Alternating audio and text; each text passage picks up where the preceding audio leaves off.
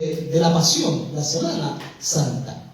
Y mientras veía esto, veo cómo la gente de un momento a otro cambió radicalmente de un domingo de celebración, de un domingo de entrada triunfal a Jerusalén, de un domingo, como dice la religión católica, el domingo de Ramos, pero en definitiva, ¿cómo cambió?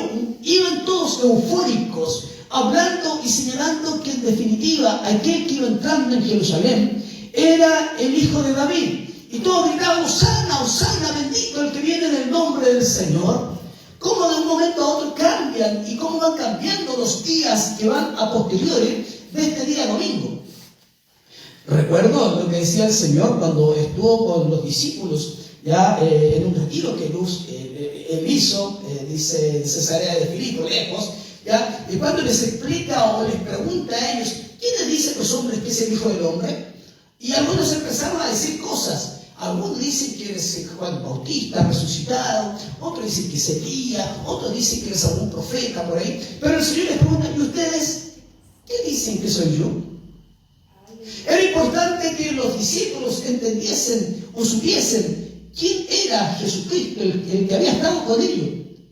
Y algunos dieron esas respuestas evasivas, sin sentido o con sentido, pero ninguno acertaba, solamente Pedro, que dijo: tú eres el Cristo, el Hijo del Dios viviente. Y después de que les declaró todo eso, porque era importante, porque iban a ser los pilares, después les dice eso, el Señor puso su rostro hacia Jerusalén, porque ya se acercaba el tiempo de lo que era la Pascua judía y lo que era el sacrificio del Señor Jesucristo. Ahora, de esa entrada en Jerusalén, la gente eufórica, la gente gritando, la gente diciendo, y toda la gente dice, saca sus mantos, y ahí gritaba: Hosana, Hosana al Hijo de David, bendito el que viene en el nombre del Señor, Hosana en las alturas. ¿Ya? Cuando Jesús entró a Jerusalén, toda la ciudad estaba conmovida. Y algunos se preguntaban: ¿y quién es este? ¿Quién es este que viene entrando a ir a Jerusalén? ¿Quién es? ¿Ya? ¿O por qué razón se grita tanto y por qué razón señalan la profecía de que Jesucristo era el Hijo de David, ¿ya? De acuerdo a su reinado? Ahora, si bien es cierto, de ahí en adelante esa euforia va cambiando con los días, se va modificando, se va mudando, van de alguna forma, los hombres ya no están tan contentos porque en definitiva el Señor ya les declaró que debía morir, ya les declaró que iba a morir, y ellos de alguna forma se inquietaban porque decían: ¿qué pasa si mueren o matan al pastor? Las ovejas van a ser dispersas. Y después de esos acontecimientos vienen los hechos más tristes de todo esto, cuando el Señor celebraba Pascua con sus discípulos, que es la cena o la última cena, y dice: Jesús sabía exactamente que se acercaba el momento de su muerte.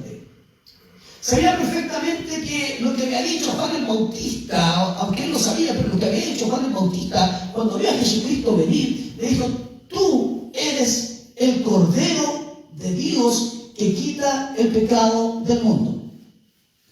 Cuando él señala acerca de que Jesucristo era el Cordero de Dios, y que no simplemente tapaba el pecado, sino que quitaba el pecado del mundo, estaba señalando que en definitiva el Cordero Pascual, el Cordero del sacrificio, el Cordero que hacían ellos, los judíos, ya ese sacrificio, ya, si bien es cierto, Jesucristo era mejor que ese Cordero, y que en definitiva era la última vez que iban a hacer un sacrificio, porque estaba entre ellos el Cordero de Dios, que es Jesucristo el Señor. Ahora, Jesucristo sabía que debía celebrar la Pascua con ellos, tenía que hablar la cena o la última cena, y él dice: ¿cuánto he deseado comer esta Pascua o celebrarla con ustedes? Quiero celebrarla con ustedes, quiero celebrarla con los discípulos, con nuestros amigos. Y da instrucciones precisas a Pedro, a Juan, para que encontraran un lugar y prepararan el lugar donde debían celebrar la Pascua, donde debían celebrar la última cena, lo que se llama la última cena.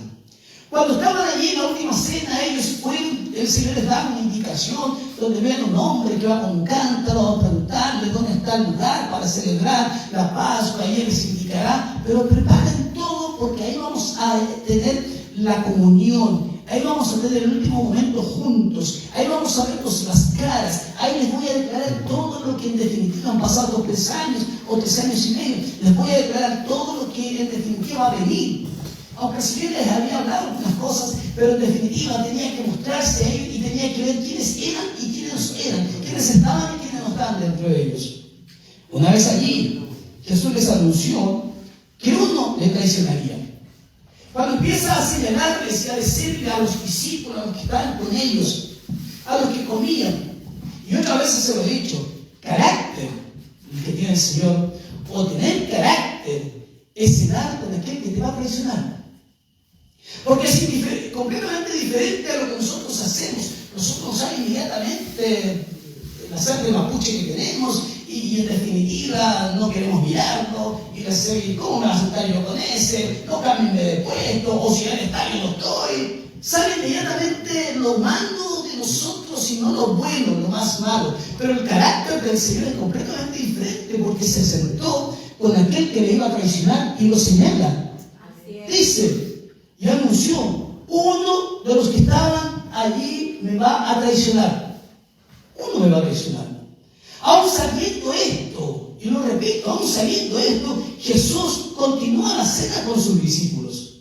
Y más encima, los evangelios señalan que aquel que mojó su pan en mi propio plato, y uno no come en el plato de cualquier persona. Puede comer en el plato de la esposa, o por último los hijos, pero no en el plato de cualquier persona. Pero el que unta el pan ahí en el plato, ese es el que me va a traicionar.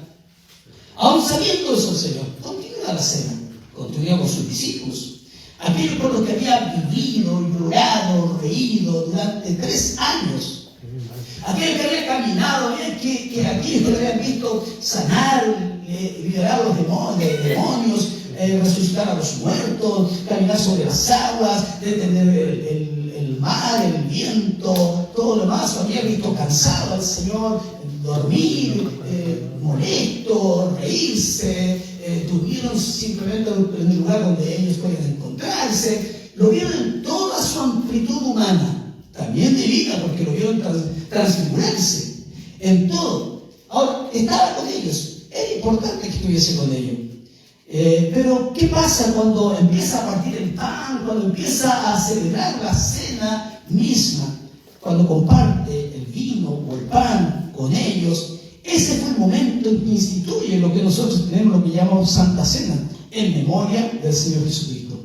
Dice la Escritura, ahí en Lucas, dice, luego tomó la copa, dio gracias y dijo, tomen esto y repártanlo entre ustedes. Les digo que no volveré a beber del fruto de la vid hasta que venga el reino de Dios. Tomó también el pan, después de dar gracias, se lo partió, se lo dio a ellos y dijo, este pan es mi cuerpo entregado por ustedes, hagan esto en memoria de mí. Ahora, cuando pasa todo eso, además de señalar que a uno de ellos le iba a traicionar, también señala que uno de ellos le va a negar. Ahora, cuando el Señor había hablado con Pedro, ya sabemos que le iba a traicionar, que Judas. Pero cuando el Señor le dice a Pedro, Pedro, Satanás me ha pedido zarandearos como trigo, pero yo he rogado que tu fe no falle. Y cuando también está dentro de la cena, le dice, pero también hay uno que me va a negar.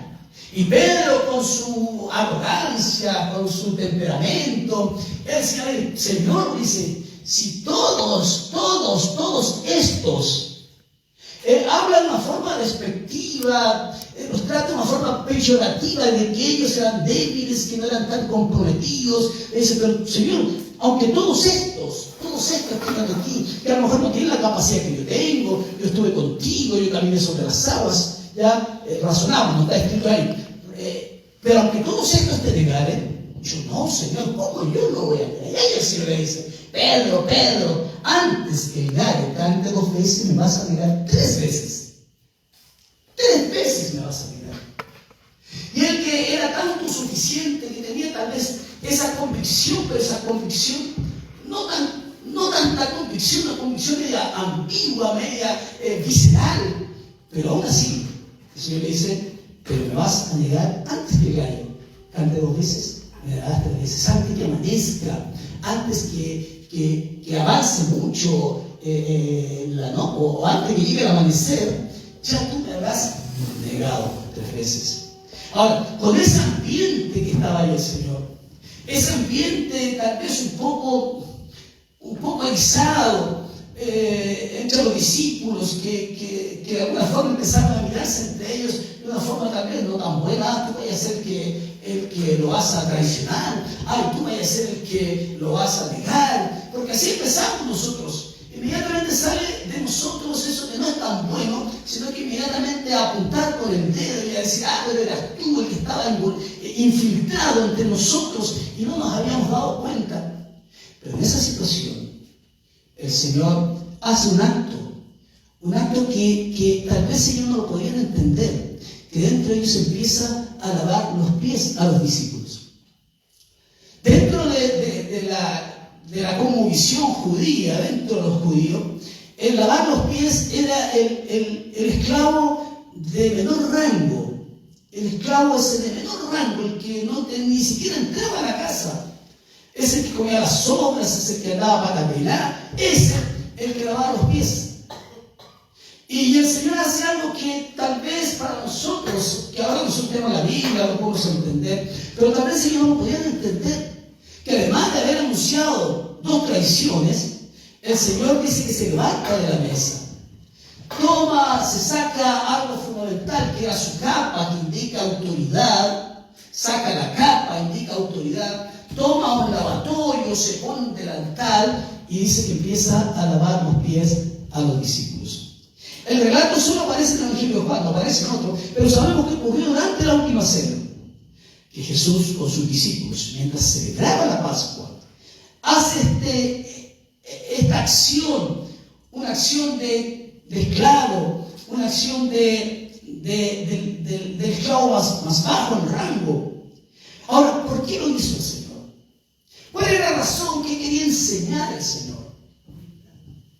Porque en definitiva no quería enseñar. Ellos, no para que nosotros digamos, ¡wow, qué grande es el Señor! No, quería enseñar el Señor ahí. Si recién estamos el día jueves allí con toda esta situación, habían pasado otros días, pero esta semana nos vamos dando cuenta que ya esa gente que entró con Él en Jerusalén, ya no estaban tanto con Él en Jerusalén porque son los mismos que después están gritando, crucifícale, crucifícale, crucifícales, o que queremos a Barrabás y no queremos a Jesús. Y uno dice, ¿cuál fue el cambio tan radical de un momento a otro? Que de un momento a otro están en la euforia, señalando que Jesucristo es el Hijo de David, y ellos saben que viene, y en otro momento, en unos días posteriores, 3 o 4 días, están diciendo que había que crucificarle. Ahora, ¿qué hace el Señor? ¿Por qué lo hizo el Señor lavar los pies a los discípulos? Para darnos humildad, enseñarnos cómo debemos servirnos los unos a los otros. Ahora, la propia muerte de Jesús fue un acto de amor y de humildad. Él estuvo dispuesto a dar su vida y a humillarse para que nosotros podamos recibir la vida eterna. Podamos cada uno de nosotros recibir la vida eterna. Ahora, volvemos nuevamente a la actitud de Pedro. Pedro le dijo, no, ¿cómo tú me vas a lavar los pies a mí? Entonces el Señor dijo, bueno, siempre dijo, si tú no te lavas los pies, no tienes entrada del reino, no tienes participación del reino. Entonces dijo, no, me tiro la cabeza y todo lo demás. El Señor dijo, no, los pies solamente. Ahora, ¿por qué? Simplemente es porque en definitiva, además de la humildad, tenemos que aprender nosotros con la enseñanza que da el Señor, a aprender a lavarnos los pies, aunque no es un mandamiento, a lavarnos los pies. ¿En qué sentido? A lavarnos, a cubrirnos mutuamente. Los pies eran sucios. No andaban con calcetines o zapatos o bototos, andaban a veces a pie pelado o con algunas sandalias. Entonces siempre los pies estaban sucios. Siempre los pies estaban sucios. Y además de lavar los pies al entrar en la casa es porque tampoco había mesa, todos se sentaban en el suelo, entonces los pies de uno quedaban muchas veces al lado del otro. Pero la idea de Dios o la idea del Señor es que en definitiva cada uno de nosotros debemos aprender a lavar con los pies a nosotros. ¿En qué sentido? Aprender a cubrir nuestras faltas, nuestros pecados, nuestras suciedades, y que podamos entender que somos todos iguales. Ahora, cuando está el Señor ahí, lavando los pies a los discípulos, terminando la cena, hace algo que uno dice, ¿por qué lo hizo? ¿Cuál es la razón? ¿Por qué el Señor después de eso se va a Getsemaní a orar? Dice que después de todo esto se va al lugar de Getsemaní. Getsemaní, ya dicen los estudiosos que es el lugar donde están los olivos, ¿ya? Y es el lugar de prensa. Getsemaní significa prensa, exprimir completamente, exprimir hasta lo más que se pueda. Y efectivamente pasó eso en Getsemaní. Jesús necesitaba, aunque se estaba preparado el Señor, pero necesitaba prepararse para la hora más difícil. Todo lo que había pasado, tal vez, si bien es cierto, tal vez los latigazos que pudo haber recibido, pero yo creo que, bajo mi perspectiva, pero yo creo que la traición y la negación de Pedro caló más hondo dentro del corazón de Cristo. Porque seguramente ustedes y yo cuántas veces hemos sido traicionados. Yo creo que muchas veces usted ha sido traicionado. ¿Cómo duele cuando su amigo, el que usted confió cosas, y usted había leído una cosa, no le cuentes tantas cosas a tu mejor amigo, decía, porque ese mejor amigo tiene otro mejor amigo también, decía. Y dije que quizá era la expresión, ¿no es cierto? Porque también tiene otro mejor amigo y va a contarle las cosas tuyas al otro mejor amigo. Ahora, ¿cuánto dolor causó dentro del corazón? Aquel que había estado, recuérdense que el mismo Señor Jesucristo eligió a Judas y eligió a Pedro también. Y después el resto del momento de que los apresaron se fueron. Esos que él mismo llamó amigos, compañeros, discípulos. Aquellos que iban a estar con él hasta el final, pero vemos el carácter de los discípulos. Y uno puede pensar en qué falló. ¿Falló el maestro? ¿Fallaron los discípulos? ¿Qué fue que falló? ¿Falló más enseñanza? ¿Más rigidez? ¿Falló? ¿Qué falló ahí? Ahora, el que fallamos somos nosotros, el Señor no falla. Ahora, después de eso el Señor se va a Getsemaní. Era necesario prepararse para la hora más difícil. Venían horas complejas, difíciles. En lugar de orar, en el lugar en donde orar e interceder por el Señor, el lugar donde el Señor necesitaba vaciarse completamente y vaciar completamente sus emociones, sus sentimientos, su dolor, su cansancio y descansar solamente en Cristo, o sea, en el Padre, descansar solamente en el Padre. Ahora, aún sabiendo lo que había pasado en la cena, el Señor le pide a Pedro, a Juan y a Jacobo que lo acompañaran mientras oraban. ¿Y oraba a quién? Al Padre, por fortaleza, por lo que debía enfrentar. Cuando uno ve en la teología y se nos enseña y después uno lo aprende, Jesucristo tenía dos naturalezas, la humana, la de hombre, la de usted, la de mí, la que siente, la que llora, la que le duele, la que nace, el que muere, igual que nosotros, el que se cansa, el que duerme, el que tiene hambre, todo, igual se está. Pero tenía la otra naturaleza que era Dios, 100% y 100%, no 50 y 50, 40 y 60, 80 y 70, no, 100% hombre y 100% Dios. Ahora, el enfrentar lo que venía, tenía que enfrentarlo como hombre. Tenía que enfrentarlo como hombre, ¿ya? Y no estoy diciendo que no fuera hombre, sino como humano, como persona, sabiendo lo que venía, el dolor, la traición, el sentirse vendido, el sentirse humillado, escarnecido, sentirse todos los aspectos en los cuales iba a ser humillado. Necesitaba entonces que el Padre pudiese fortalecerlo para que en definitiva esa fortaleza pudiese enfrentar toda esta situación. Y vuelvo a sentir, si a nosotros alguna vez nos han fallado, ¿cómo se siente? Se siente mal. Pero ¿cómo? Una cosa es llevar el pecado a todos nosotros también. Yo siempre he dicho, yo no voy a llevar su pecado porque su pecado es suyo. Yo el mío, con el mío es suficiente, ¿no?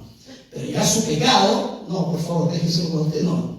Pero imagínense empezar a cargar lo que decía Isaías. Él cargó todas mis faltas y todos mis pecados. Sin embargo, sus discípulos, después de haber llamado a Pedro, a Juan, a Jacobo, dicen, oren aquí conmigo, yo voy a ir un poquito más allá a orar, pero mientras tanto ustedes busquen al Señor, pidan a Dios, pidan que el Señor me fortalezca, pero yo voy a estar un poco más allá. Pero ¿qué ¿qué pasa? Cuando volvió, dice, que sus discípulos estaban cansados también, pero no era justificación, porque el Señor le había dicho, ayúdenme a orar, por favor, ayúdenme a orar. Pero estaban cansados, y en lugar de orar por él, ¿qué pasó? Se durmieron. Puede ser justificado de alguna forma. Todos nos cansamos, todos nos dormimos. Pero el Señor le había pedido, intercedan por mí, por favor, intercedan por mí. Pero ahí no le volvió a decir, pero Dios no le abandonó. Y nosotros tenemos que pensar que Dios nunca, a pesar de que usted, de yo, el hermano, no hay ninguno de nosotros, Dios siempre estará. Siempre el Señor estará. Y dice que Dios envió un ángel para fortalecerlo en ese momento de angustia. Dice la Escritura, entonces se separó de ellos a una buena distancia, se arrodilló y empezó a orar. Y esta oración que hace el Señor allí en Getsemaní, dice, Padre, si quieres, no me hagas beber este trago amargo, o quita de mí esta copa, como hizo otra persona, no me hagas beber este trago amargo, pero no se cumpla mi voluntad, no se cumpla mi voluntad, sino la tuya, que se cumpla tu voluntad, no la mía. Ahora, en ese aspecto, cuando vemos eso, vemos cómo el Señor ya se entrega completamente a la voluntad de Dios. No se haga mi voluntad, sino se haga tu voluntad. Pero por favor, quita de mí esta copa, porque las copas era la copa de la ira de Dios. Y si era la copa de la ira de Dios, es que Dios venía con su ira. Y porque la paga del pecado es muerte, entonces Cristo tenía que morir. Ahora, seguramente el Señor había visto en oportunidades cómo eran los sacrificios, cómo eran las torturas romanas.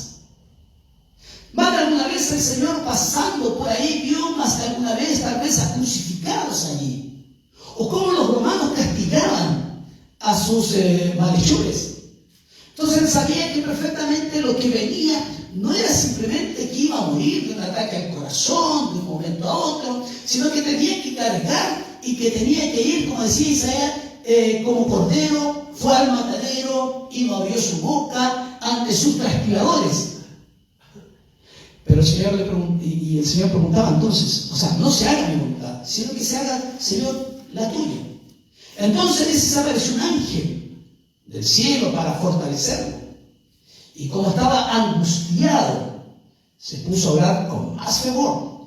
Y algo fundamental que escriben los evangelistas, dice, y su sudor era tan fuerte, la presión, seguramente usted ha tocado orar con tanto fervor, con tantas ganas, que puede quedar afónico, que la fuerza que a veces uno pone en la oración es tan fuerte que uno puede quedar completamente difónico, ¿ya? Pero el Señor dice que era tan fuerte lo que estaba sucediendo que su sudor era como gotas de sangre que caían a la tierra. Amén. Era tanta la presión, era mi pecado, era su pecado el que estaba cargando el Señor sobre nosotros. Que ese momento cuando el Señor le decía, Señor, no se haga mi voluntad, que se haga la tuya. Tal vez podría, no sé, pienso, tal vez podría haber dicho, pero es de otra forma, podríamos hacerlo de otra manera, pero acuérdense lo que le dijo Juan el Bautista a Jesús. Este es el Cordero de Dios. Este es el que quita el pecado del mundo. Este es el Cordero de Dios. Y él sabía cuando Juan el Bautista dijo y señaló, este es el Cordero de Dios, sabía perfectamente cómo el Cordero era degollado el día de la Pascua. El Cordero tenía que ser degollado, tenía que derramarse la sangre, porque sin derramamiento de sangre no hay remisión de pecados. Aleluya. Entonces él sabía perfectamente que su sangre tenía que ser vertida, que la sangre de Cristo tenía que ser vertida. Entonces la única forma para ser vertida es que tenía que pasar por ese proceso. Dice la Escritura, dice que eran como grandes gotas de sangre que caían a tierra. Cuando terminó de orar y volvió nuevamente a los discípulos, los encontró dormidos. agotados por la tristeza. Y el Señor les preguntó: ¿por qué están durmiendo? ¿Por qué están durmiendo? ¿O por qué dormís? ¿O por qué se quedan dormidos? Y les exhorta al Señor. Entonces pues dijo: ya, vamos, levántense y oren. ¿Pero para qué? Para que no caigan en tentación. No caigan en tentación. Ahora, con toda esa presión, entonces uno necesita a los amigos. A veces no somos amigos, pero los amigos los necesitan. Cuando usted pide oración, cuando yo pido oración, uno confía que usted va a orar por mí y yo voy a orar por usted. Aleluya. Debe ser recíproco. Pero se dio cuenta, en ese momento ya no había casa. Los discípulos se habían dormido, no habían entendido realmente lo que significaba lo que venía. Lo que venía. Estamos el día jueves. El jueves había sido la cena, en la tarde seguramente. La hora había pasado. El Señor se había ido a Getsemaní. Y en donde viene el traidor.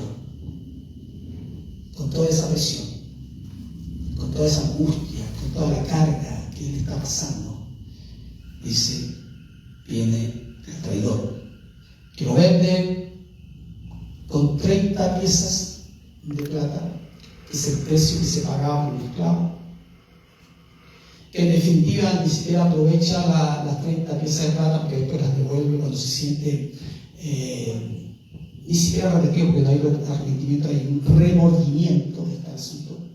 Hay un remordimiento, porque uno dice: ¿pero por qué? Hay dos cosas. Tenemos a Judas, que pecó, y Pedro, que pecó también. O sea, no podemos poner a la altura cuál pecado más grande, cuál es el pecado más pequeño. Pero tenemos dos reacciones a ese pecado. Una es el remordimiento de Judas, que termina ahorcándose. Y otro es el arrepentimiento de Pedro, que termina siendo apóstol. Entonces, estamos en Getsemaní. Viene la traición, el arresto de Jesús y la negación de Pedro.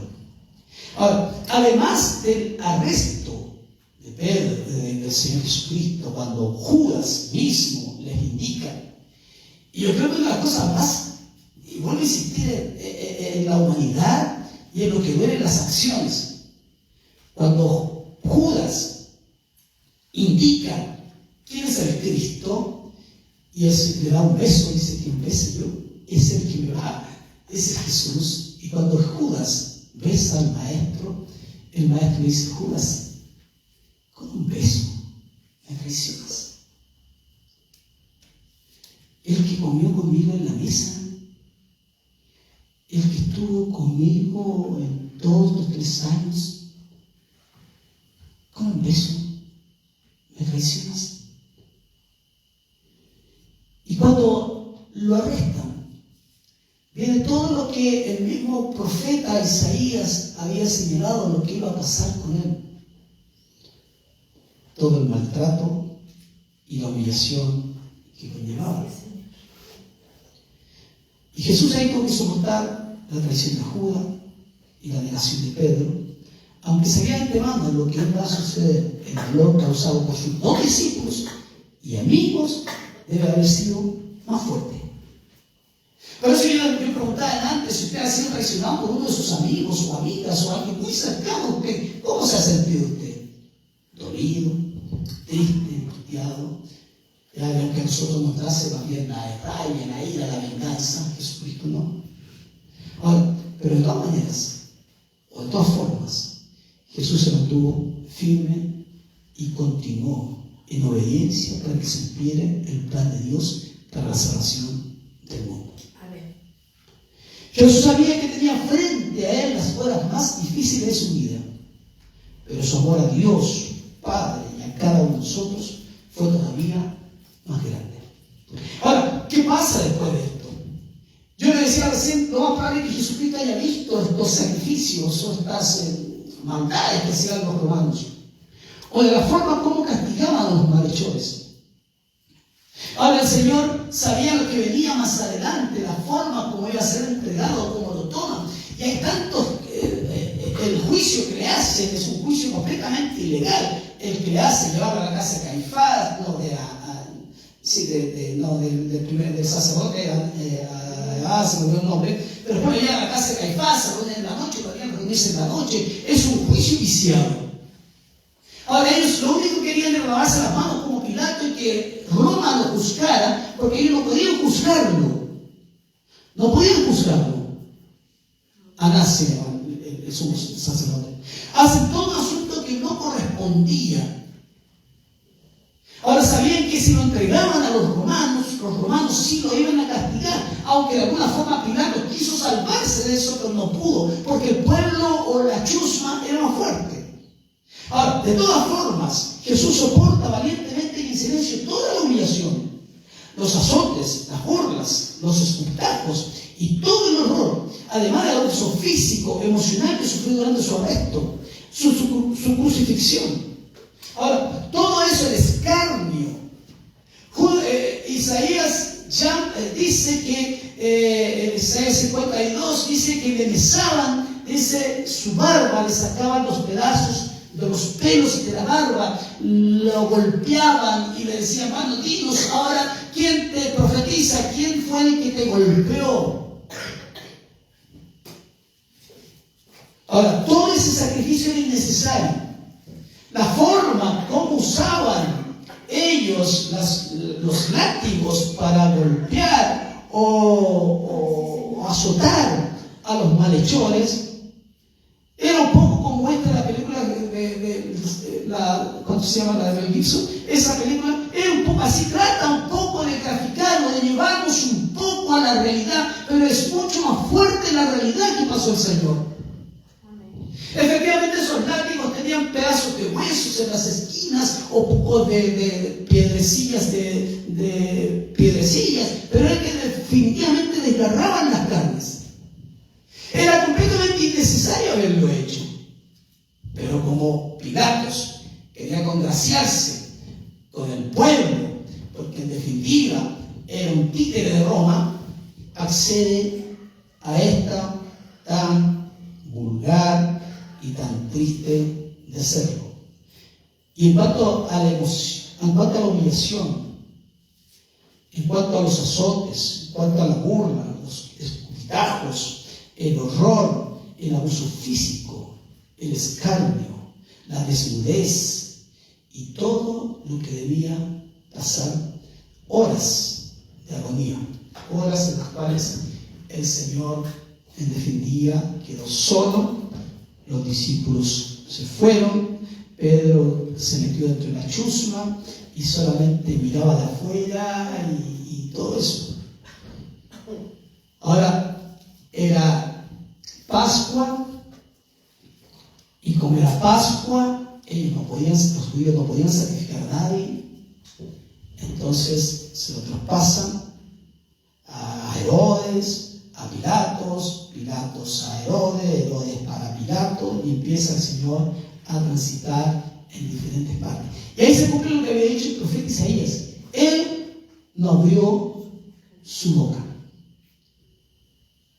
En ningún momento trató de defenderse, así porque lo hacen, nada. Él simplemente, y ahí cuando Dios usa el cordero, y el cordero es el animal más torpe, más tonto, de silencio, no aguanta, de pena, se queda ahí, se cae las quebradas, cuando lo van a degollar el cordero queda ahí, tirita un poco y no hace nada más.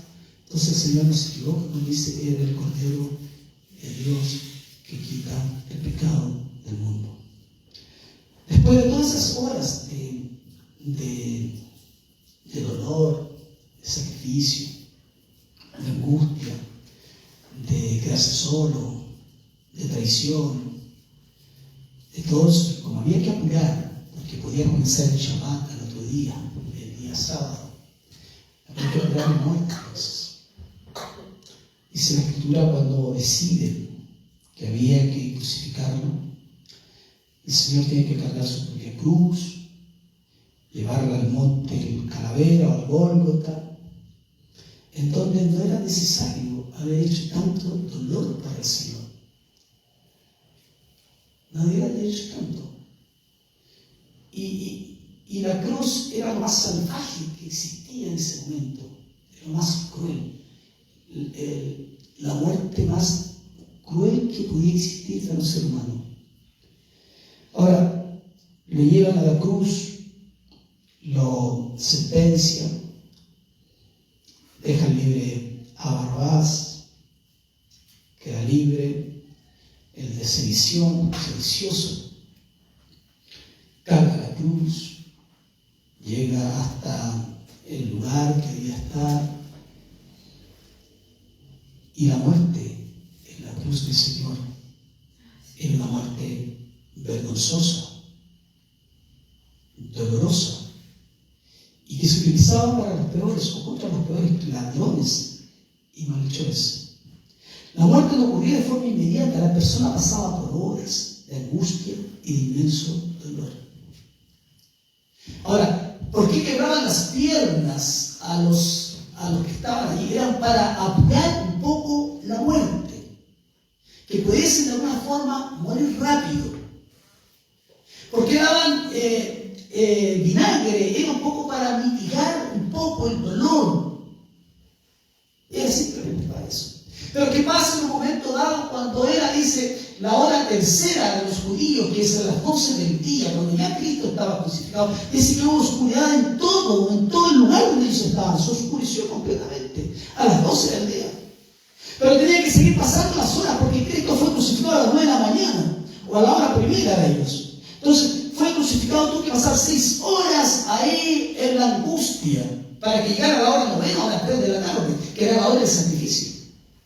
Ahora, además de este dolor intenso, de la humillación por su desnudez, porque además lo desnudaban, y la cruz que usaban los romanos, era una cruz en donde las personas colgaban literalmente y no podían descansar, porque al descansar el hombre le afectaba a sus partes íntimas. Entonces tenían que estar constantemente casi empinados. Por eso tenían también que amarrarlos para que no se les desgarraran sus brazos o sus carnes.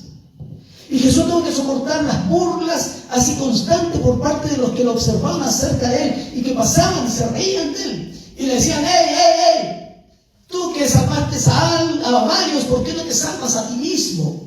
Ahora, y tú verdaderamente el Hijo de Dios. Y empezaban a burlarse mucha gente de él. Y eso es que en un momento dado estuvieron ahí en Jerusalén entrando y diciendo, Hosana, Hosana, bendito el que viene. Ahora estaban todos diciendo, crucifícale, crucifícale.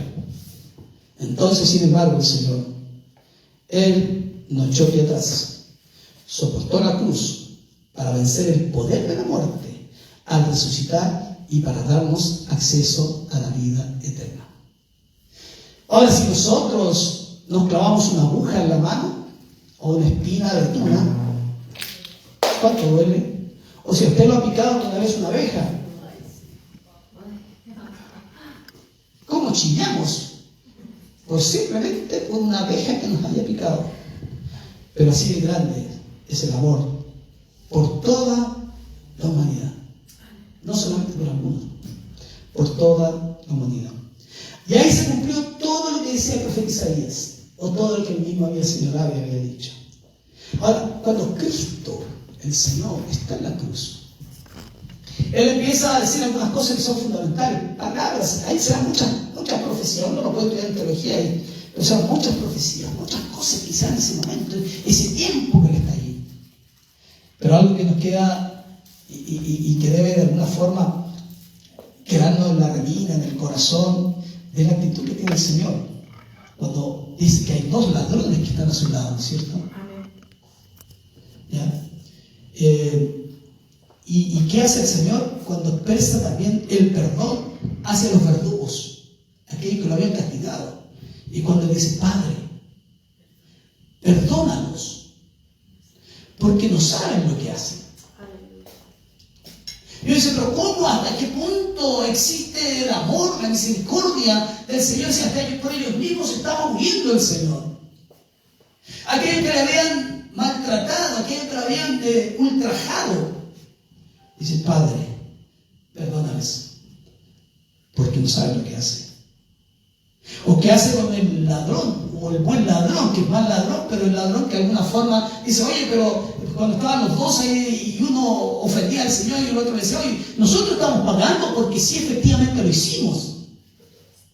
Nosotros pagamos porque lo hicimos. Pero este no ha hecho nada. No ha hecho nada. ¿Y qué le dice el Señor? Yo te aseguro, hoy, no mañana, no pasado, hoy estarás conmigo en el paraíso. Hoy día estarás conmigo en el paraíso. Y cuando está ahí, uno que le seguía, el discípulo amado, el discípulo que se recostó en el seno del Señor, ese que mismo dice que es el discípulo amado, y María su madre, ¿ya? Que las madres siguen a los hijos para todas partes, donde estén. Y yo siempre digo, ¿quiénes son las que van a ver a los hijos a la cárcel? Las mamás. Y ahí está María, y le dice, Jesús encomienda a María y a Juan, y le dice, mujer, ahí tienes tu hijo. Y ahí, mujer, tienes hijo, ahí tienes tu madre. Ahora, la Iglesia Católica tergiversa esto, así que hay que tener cuidado, ya pensando de que María no tenía más hijos. No, eso que tiene que ver con una conexión, una filiación, que en definitiva era tan fuerte lo que estaban viviendo ellos, que no podían quedar en definitiva a la deriva. Y sigue el Señor diciendo, y esta expresión, cuando habla, dice, Dios mío, ¿por qué me has abandonado? Un grito de inmenso dolor, de angustia, de soledad. Los teólogos dicen que cuando el Señor estaba muriendo, cuando Él cargaba el pecado suyo, el mío y de toda la humanidad, era tan fuerte lo que se estaba viviendo que Dios Padre en un momento dado tiene que volver la cara, el rostro y no ver la maldad que Él estaba cargando, mi pecado, mi maldad. Y Él se siente completamente abandonado y podemos ver la humanidad de Cristo el Señor. Era hombre, se sentía solo, abandonado, cuando igual a usted le pasa, cuando se sentía que en un momento dado al parecer Dios no nos responde, al parecer Dios se ha dormido, al parecer Dios no escucha. ¿Y cuántas veces tal vez mismo nosotros le hemos dicho, Señor, ¿por qué nos has abandonado? ¿Acaso no has estado con nosotros? Pero vuelvo a decir lo que dije antes, usted está cargando su pecado y yo estoy cargando mi propio pecado, pero no el pecado suyo, yo no podía cargar su pecado. Pero ahí estaba el Señor, clamando al Padre, pidiendo, que se sentía solo, abandonado, sus discípulos no estaban, había sido traicionado, había sido vendido. Pero en toda su humanidad expresa algo. Tengo sed. Dios mío, tengo sed. Y es donde le dan vinagre para mitigar un poco su dolor. Pero llega un momento que el fin de la misión redentora, todo está cumplido. Padre, en tus manos encomiendo mi espíritu. A las 3 de la tarde, hora novena, la entrega final, confiando en Dios. A las 3 de la tarde, hora novena, es la hora del sacrificio pascual. El sacrificio donde el sacerdote degollaba el cordero, vertía la sangre, entraba al lugar santísimo con sangre ajena, veía el favor de Dios o la ira de Dios, pero la ira de Dios cae sobre Jesucristo. Y ahí se empiezan a hablar un montón de cosas que no las podemos ver por tiempo y porque son muy teológicas, pero algo fundamental. Dice que el velo del templo se rasgó de arriba hacia abajo, porque la salvación viene de Dios, no es de los hombres, no es de nosotros. La religión nos dijo a nosotros que tenemos que orar al santo, a la Virgen, y que tenemos que hacer manta y procesión y todo lo demás, como las que vamos a ver más rato. Pero el asunto es que se abre el acceso a Dios porque Cristo, después dice Hebreo, que Cristo no entró al santuario hecho de manos, sino que entró al cielo mismo con su propia sangre. Entonces dice, cuando él dice, en tus manos encomiendo mi espíritu, murió el Señor, expiró, durmió. Ahora, venía el Shabbat, las 3 de la tarde, quedaba poco tiempo. Era tan importante que el cuerpo del Señor, de ahí lo piden y piden a José Arimatea que les preste un sepulcro ajeno entre los ricos, cumpliéndose la profecía también. ¿Por qué razón? Porque si el Señor queda, porque los presos ahí pasaban días agonizando, y los perros en la noche muchas veces sacaban parte de las partes humanas, y habían brazos, pies en las ciudades. Entonces había que bajarlo al Señor rápido, había que envolverlo rápidamente y de alguna forma sepultarlo.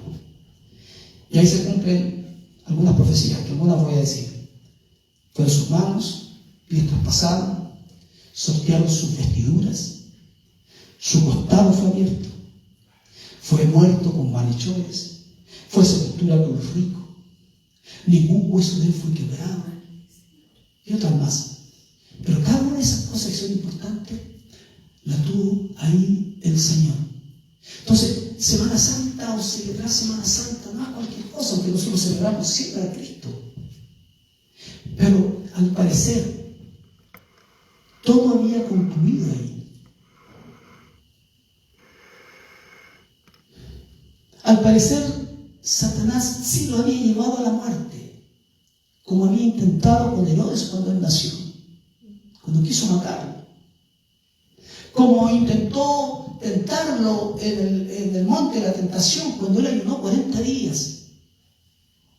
Cuando le ofreció todos los reinos del mundo sin postrado le adorares. Cuando le ofreció que se tirara del pináculo del templo porque a sus ángeles mandaría cerca de él. Pero lo más probable es que Cristo, y si hubiese cumplido todas esas tentaciones, no habría sido el Cristo que nosotros tenemos, el que Cristo murió. El hecho de satisfacer su necesidad, cuando Satanás viene y le dice, oye, si eres el Hijo de Dios, entonces haz esto, poner en duda la divinidad del Señor, entonces di que estas piedras se conviertan en pan porque tienes hambre. Si el Señor sabía que podía multiplicar el pan, porque definitivamente lo hizo, pero no para una satisfacción personal, era para alimentar al pueblo. Si Cristo se hubiese accedido a tirarse por el pináculo del templo, se habría dado el costalazo.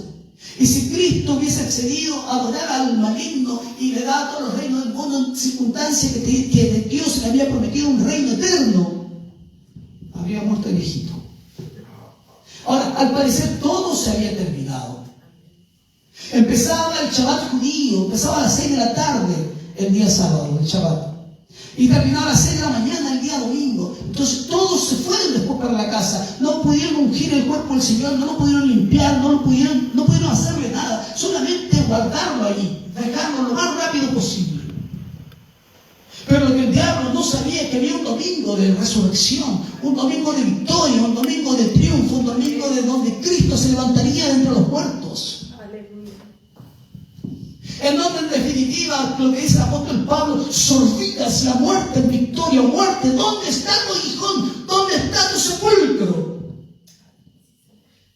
Allí nadie estuvo. Si la muerte de Cristo es lo más maravilloso que ha existido, pero la resurrección de Cristo es donde está fundamentada toda nuestra fe. Amén. Si Cristo, dice Pablo, no hubiese resucitado, vana es nuestra fe, todavía estamos en nuestros pecados. Es donde se sustenta toda nuestra fe cristiana, es en la resurrección de Cristo.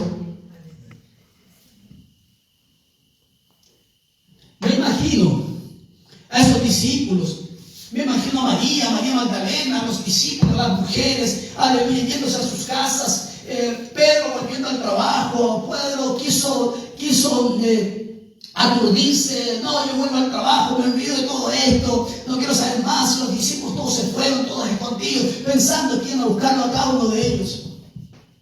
El sábado ahí sin poder hacer nada, esperando, pero escépticos, no creyendo lo que Dios les había, o al mismo Jesucristo les había indicado. Pero ¿qué pasó el domingo?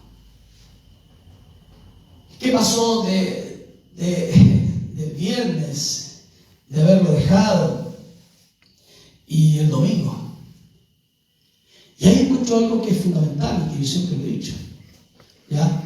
Todos los hombres escondidos. Estaban todos escondidos. No sé qué estarían esperando, pero estaban todos escondidos. Pedro se había ido a pescar. Y el resto lo más probable es que se iba a pescar. O todos de alguna forma tratando de pasar desapercibido y que nadie los pudiese reconocer. Pero algo sucedió ese domingo. Y ahí estaban las mujeres. Las que siempre van, las que siempre están, las que siempre preguntan, las que preguntan, yo siempre digo, las que preguntan al médico, las que entran, no importa si por esta puerta van a entrar por la otra, las que esperan, las que insisten, y nosotros ahí esperando. Y las mujeres preguntan, ¿o no? Ellas se meten nomás, ellas hablan, ellas, todas. Y ahí estaban. Y dice que de muy temprano, pero muy temprano, fueron algunas mujeres al sepulcro. Pero estas mujeres que fueron al sepulcro iban con la convicción o con la tranquilidad de que iban a limpiar el cuerpo del Señor porque no lo habían ungido. Amén. Entonces ellas llevaban especies aromáticas, seguramente llevaban otras vendas, porque tenían que de alguna forma, porque el cuerpo del Señor llegó y quedó guardado así nomás. Entonces ellos dijeron, bueno, vamos. Y seguramente estaban esperando que se levantara el Shabbat. Y a lo mejor muy temprano estaban despiertas, esperando. Tal vez esa noche estaban con unas vírgenes sensatas, esperando que a qué hora amanece. Vamos, y se juntaron entre varias. Ya dice que era, bueno, habla de dos, pero seguramente eran varias las que iban. Pero ellas tenían una sola preocupación. ¿Quién nos moverá la piedra? Porque era una piedra grande. Además, cuando los fariseos, con los sacerdotes judíos, ellos fueron donde Pilatos y le dijeron, ¿sabes, Pilato, que este engañador, cuando estaba vivo, él hablaba de que iba a resucitar? No vaya a hacer cosa que vengan sus discípulos en la noche y se roben el cuerpo del Señor y digan después que resucitó. Entonces ordenamos o pedimos que mandes una guardia pretoriana y se ponga ahí, cuide el sepulcro y póngase el sello más encima de Pilatos. Guardia pretoriana. ¿Y qué iban a hacer los pobres pescadores frente a una guardia pretoriana? Una guardia que tenía que responder si algo pasaba con su propia vida. Recuerden que a Pablo le pusieron una guardia pretoriana al lado y no podía hacer nada Pablo. Pero ellos de alguna forma tal vez podían sospechar lo que había dicho, pero ellos más bien decían, no voy a hacer cosas. Y el postrer estado iba a ser peor, porque resucitó. Y las mujeres solo iban con una preocupación en su corazón. ¿Quién nos moverá la piedra? ¿Quién nos moverá la piedra? Pero ¿cuál fue la sorpresa que ellas tuvieron? Cuando ellas llegaron y vieron que la piedra no estaba puesta, y dice Mateo, dice, el ángel, había un ángel, y el ángel dijo a las mujeres, no tengan miedo.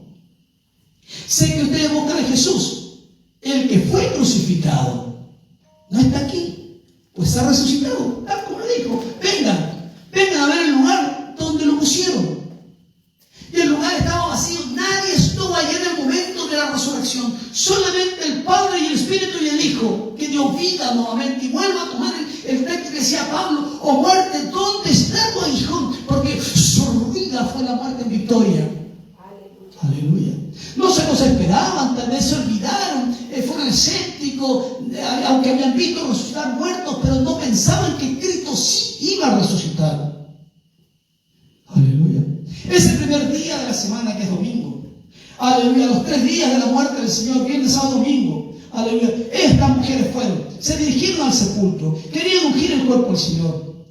Vieron la piedra, aleluya, que estaba ya removida, la piedra sellada, la guardia pretoriana no estaba. Porque ellos corrieron inmediatamente a decir lo que había pasado, y las autoridades judías les dieron dinero para que ellos pudiesen mentir y decir que los discípulos habían venido en la noche y se robaron el cuerpo del Señor. Y si Pilatos preguntase qué es lo que había pasado, ellos iban a decir que efectivamente había pasado eso. Pero la guardia pretoriana iba a morir, iba a luchar para que no sucediese lo que había pasado. El ángel le da la noticia: Jesús resucitó. La muerte no pudo vencerlo. Tal como el salmista ya él mismo había dicho acerca del Señor. Él resucitó, está vivo y en Él tenemos paz y propósitos, y entonces tenemos que vivir por Él. Aleluya. Y le dice: vayan, corran, digan que Jesucristo ha resucitado. Vayan a decirle a los discípulos que estaban escondidos. Y cuando va María Magdalena y avisa, no querían creer, tenían miedo, pensar que venían a apresarlos nuevamente. Y María tiene que decirle: sí, el Señor ha resucitado.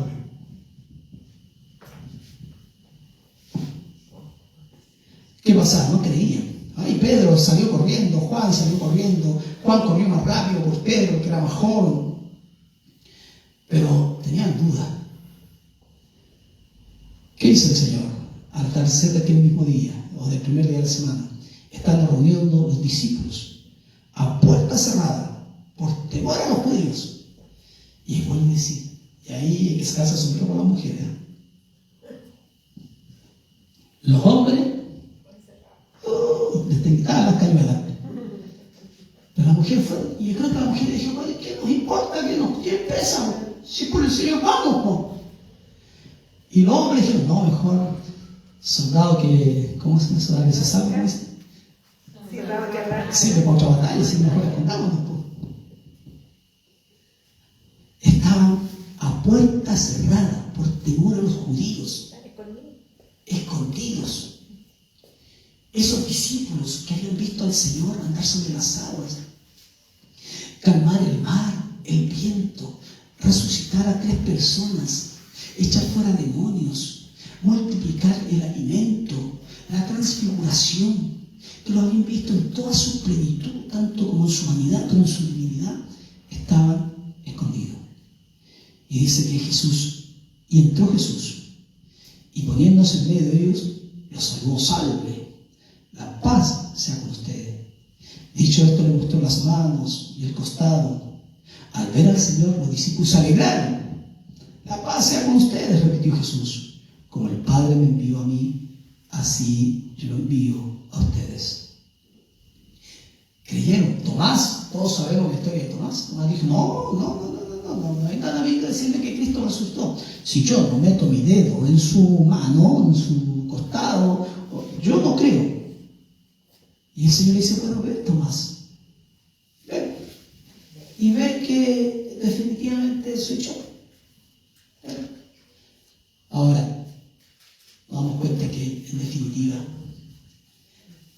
el Señor Jesús, si dijo que iba a resucitar, resucitó. Pero como esa gente, un día domingo, gritaba Hosana, esa misma gente gritó: crucifícale. Cuando Cristo resucitó, la obra del Padre se había cumplido. Y al cumplirse la obra del Padre, es que cada uno de nosotros tiene acceso a la gracia de Dios, a la presencia de Dios, por el perdón de pecados. Entonces, Semana Santa no es celebrarla una semana al año, sino que es mucho más que eso. Amén.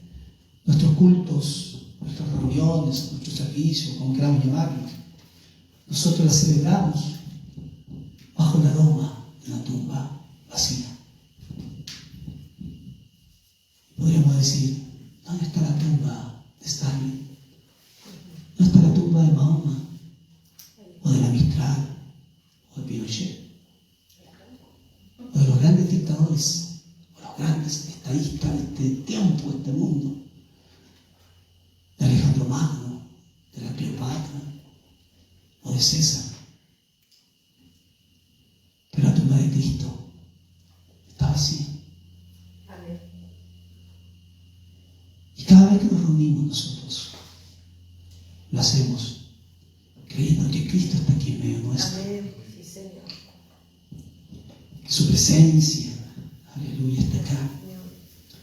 Y que si nos acercamos, simplemente es porque perdonó nuestros pecados. Amén. Lo que hayan sido, Así es, Señor. fue la sangre de Cristo quien perdonó a nosotros. Amén. ¿O quien nos perdonó? La sangre vertida en la cruz del Calvario nos da la libertad. Amén. Señor, esta mañana Gracias. estamos aquí, Jesús, entendiendo y sabiendo que nos sentamos, aleluya, al aroma de una tumba vacía. Si bien es tiempo, la cristiandad celebra esto, pero no solamente una vez al año.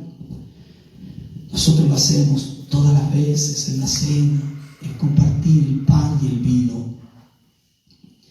Gracias, Señor, porque ninguno de nosotros fue capaz de entregarse a otro. Pero tú, Jesús, lo hiciste por amor a nosotros. Te damos gracias por esa valentía que tuviste, ese amor que entregaste, que no es simplemente, Dios mío, para colgarte en el pecho o andarte trayendo en una estampita, Jesús. Es mucho más que eso, Señor. Es vivir a Cristo todos los días, es llegarnos a Él en medio de nuestras debilidades, en medio de nuestras faltas, en medio de nuestras tentaciones, Señor.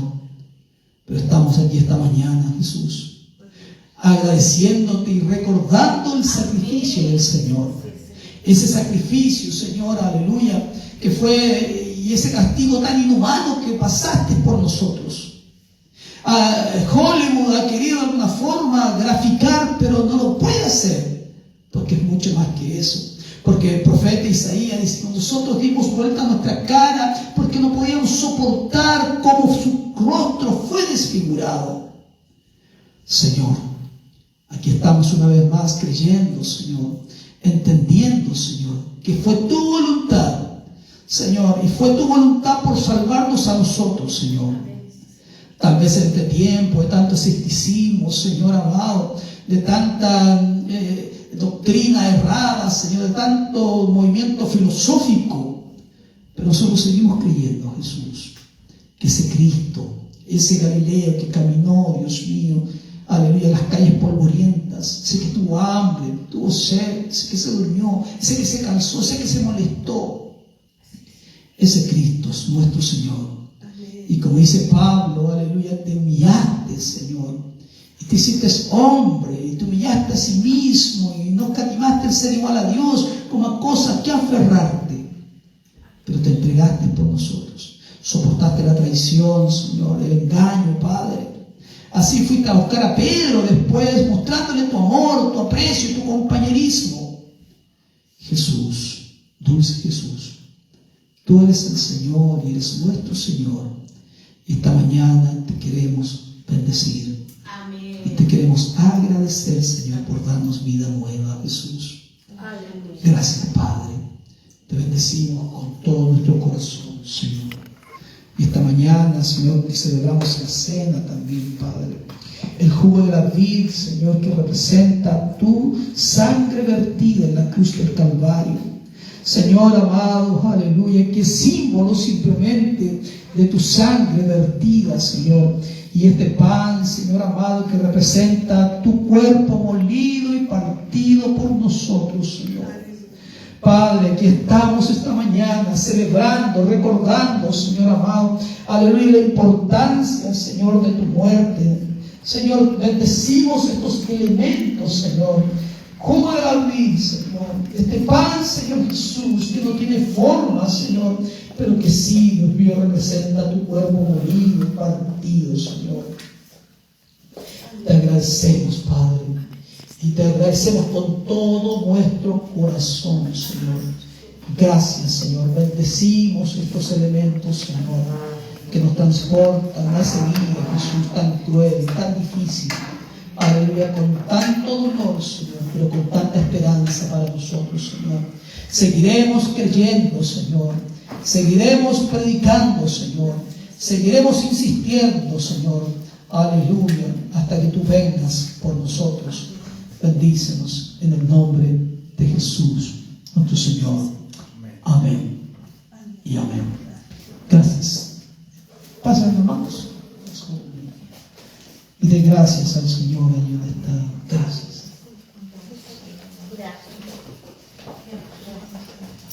Te adoramos, Jesús. Te bendecimos y te exaltamos, Padre. Tu sangre es suficiente para nosotros. Sangre del nuevo pacto, una nueva alianza, Señor. Gracias, Jesús. Que nos bendice, nos ayuda, Jesús. Nos sostiene, que nos perdona, Jesús. Gracias te damos, papá. Gracias te damos, Jesús. Te bendecimos, Señor. Aleluya. Aleluya. Gracias, Jesús. Bendícenos esta mañana, Señor. Tu palabra y tu presencia, Señor, sobre nosotros. Eres el Señor. No hay duda, Jesús, que eres el Señor. Gracias, papá. Te bendecimos. Gracias, Jesús. ¿Todos tenemos? ¿Sí? No, todavía no. Falta.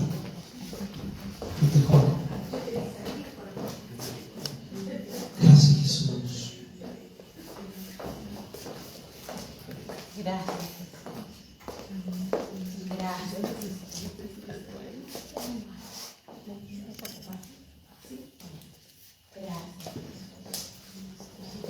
La Escritura dice así: Gracias, Señor. porque yo recibí del Señor lo que también os he enseñado. Que el Señor Jesús, la noche que fue entregado, tomó pan. Y habiendo dado gracias, lo partió y dijo: Amén. tomad, comed, esto es mi cuerpo, que por vosotros es partido. Amén. Haced esto en memoria de mí. En recuerdo. Este sacrificio, o la cena, nos lleva al sacrificio de la cruz y nos transporta a la boda del Cordero. Así que recordamos lo que Cristo hizo un día, a memoria de Jesús. Ninguno tuvo ese día ahí, Así es. pero es en memoria del Señor. Amén. Comamos en el nombre de Jesús. Amén.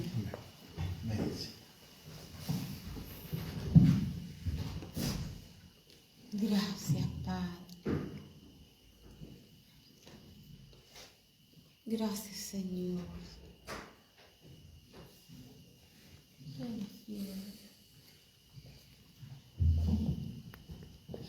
Gracias, diga gracias, Señor. Gracias. Esto no se convierte en el cuerpo de Cristo, solo bendecimos. Asimismo, tomó también la copa después de haber cenado, diciendo: esta copa es el nuevo pacto, una nueva alianza, un nuevo testamento, un nuevo pacto en mi sangre. Haced esto todas las veces que la bebiereis en memoria de mí. Amén. Así pues, todas las veces que comiereis este pan y bebiereis esta copa, la muerte del Señor anunciáis hasta que Él venga. Amén.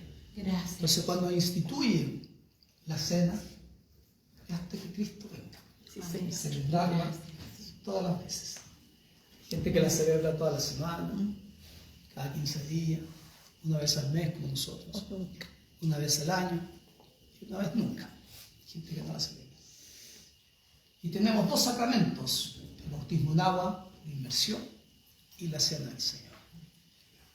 El bautismo es una vez y la cena todas las veces hasta que Él venga. Amén. ¿Cuándo va a venir? No lo sabremos. Nos dejó señales, pero aún así tenemos que seguir insistiendo. Pueden pasar los años, Pero ahora sí, tenemos que seguir. Así que hasta que el Señor venga. Dígale a su hermano. Hasta que el Señor venga. Gracias, Jesús. Amén. Beba en el nombre del Señor. Gracias, Jesús. Y de gracias. Gracias. Gracias, Señor. Así como este jugo de la vida se une a mi Gracias, sangre, Jesús. Señor. Gracias. Gracias. Así como este jugo de la vida se une a mi sangre, Jesús. Gracias, Jesús. Así queremos estar pegados, ligados, atados a ti, Señor. Gracias, Jesús. Gracias. Ora por tu familia y presenta tu familia delante de la presencia del Señor. Ora por las necesidades de tu casa, de tu familia. Aleluya. Señor, oramos en esta mañana, Señor Jesucristo. Pedimos, Dios del cielo, que tú bendigas, Dios mío, las familias, tus hermanos, sus hogares. Gracias. El fruto de su trabajo, Señor, sea bendecido. Cúbreles, Padre, guárdales, bendíceles, Señor. Oramos por sus hijos, por sus nietos. Aleluya, por sus fuentes laborales, Señor, por sus vecinos. Oramos para que les cubra, Señor, en el trabajo, con sus compañeros de trabajo, caigan en gracia, Señor. Guárdalos del maligno, Señor Jesús. Oramos esta mañana, Dios del cielo, rogando que seas tú el que bendice, Padre. Que eres tú el que guarda, el que sostiene, el que bendice, el que ayuda, el que guía. Aleluya, en el nombre del Señor. En el nombre de Jesucristo, el Señor, oramos este día, Señor. Y rogamos, Dios del cielo, que este mes de abril sea la gloria de Cristo la que nos acompañe, Señor. Sea Jesucristo el que esté con nosotros, Señor amado. Sea el Señor guiando, abriendo caminos, Señor amado, para nosotros. Guárdanos del mal, guárdanos de la delincuencia, del robo. Guarda nuestras casas, nuestros hogares, de pestes, de enfermedades, Señor amado. Guárdanos del que viene a robar, a matar y a destruir, Señor amado. Guarda nuestros hogares, cúbrelos por el muro y el temor alrededor de nosotros. Y el ángel de Jehová campe alrededor de nosotros, Señor. Bendice, Señor. Bendice, Señor. Oramos por cada uno de nuestros hermanos representados esta mañana, Señor. Y pedimos, Dios mío, que seas tú, Señor. Sea Cristo el Señor, el que sostenga, el que bendiga, el que guarda, el Señor amado. Y cuando estemos débiles, Señor, oramos a ti para que vuelvan las fortalezas, Señor, nuevamente a nosotros. Fortaleza de Cristo, fortaleza del cielo. Gracias, Señor. Gracias, gracias, gracias, Señor. Dale gracias ahí, dale gracias. Bendice. Aleluya. Te adoramos, Jesús.